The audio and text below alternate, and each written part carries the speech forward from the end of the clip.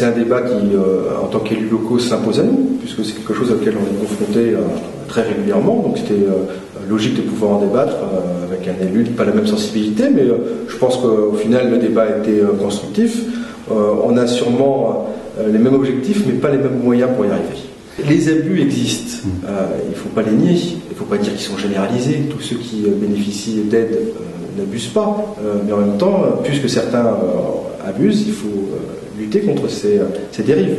J'ai voulu dire plein de choses, il y a plein de sujets, mais effectivement c'est un message que je porte. On sait qu'il faut aider ceux qui en ont vraiment besoin, mais il faut être impitoyable avec ceux qui fraudent, parce que frauder c'est voler. On peut nier la réalité, je pense qu'il vaut mieux affronter la réalité et puis régler les problèmes. Alors je pense que ça n'a pas été le cas de mon contradicteur aujourd'hui, qui n'était pas dans une situation de posture, mais que pour certains, oui, probablement, mais bon, c'est pas mon problème, peu importe. Je dis ce que je pense, je dis ce que je crois être juste, et je ne vais pas raisonner en fonction de ce que pensent les autres. Quand j'ai lu l'article, j'ai réagi parce que je considérais que c'était la manière d'apprendre les choses n'était pas juste, de stigmatiser, je l'ai ressenti comme ça. Voilà, donc je pense que la première chose qu'il faut combattre, c'est combattre les inégalités et la misère, et que donc c'est pas les chômeurs qui font monter du doigt ou celles et ceux qui sont en situation difficile, mais plutôt trouver des réponses en termes d'emploi, en termes de logement, en termes de santé.